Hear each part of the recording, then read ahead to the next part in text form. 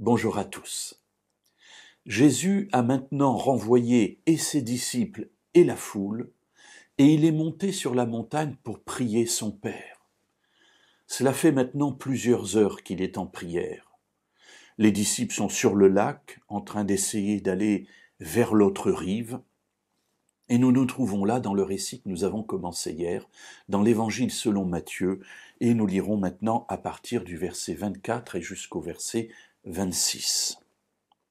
La barque était déjà à une distance de plusieurs stades de la mer, malmenée par les vagues, car le vent était contraire. Alors là, plusieurs stades, c'est-à-dire que finalement la barque est quasiment au milieu de la mer et même peut-être un peu plus loin. Alors cette mer, c'est le lac de Galilée, mais il est tellement vaste, tellement large, tellement long, que on l'appelle la mer de Galilée également. Et ils sont là en train d'essayer de traverser, mais c'est difficile. Et le passage nous dit que elle est malmenée par les vagues parce que le vent est contraire. Alors imaginez qu'il faut ramer avec un vent contraire, donc c'est très difficile et on peut avoir là des tempêtes très fortes et des vagues très importantes sur le lac de Galilée lorsqu'il y a de la tempête. À la 4e veille de la nuit, Jésus alla vers eux en marchant sur la mer.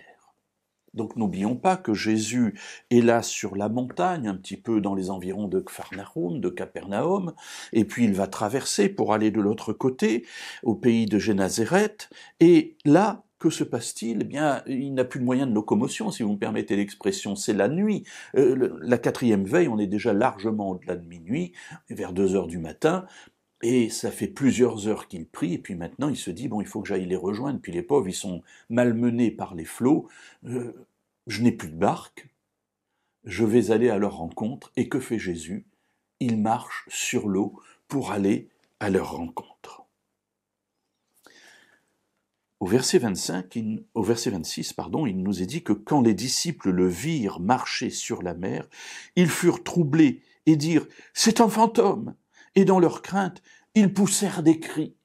Imaginez cette barque remplie d'hommes, des hommes forts, ce sont des pêcheurs pour un certain nombre d'entre eux, ce sont des hommes qui ont déjà vécu des choses dans leur vie, et puis tout d'un coup, en voyant quelqu'un marcher sur l'eau, ils pensent que c'est un fantôme. C'était une croyance à l'époque aussi répandue en Israël. Bien sûr, la Bible ne parle pas de fantômes, ça n'existe pas, mais dans la croyance populaire, la seule explication logique en voyant quelqu'un marcher sur l'eau, c'est que c'est un fantôme, c'est que ça n'est pas un être réel. Alors ils se mettent à pousser des cris, au secours. Ah, voilà, ils ont peur parce que ce qu'ils voient va à l'encontre de tous ceux en quoi ils croient. Et pourtant, ça n'est que Jésus qui marche sur les eaux. Alors comment Jésus va-t-il réagir ? Comment les disciples vont-ils réagir ? Eh bien, nous verrons cela dans les jours suivants.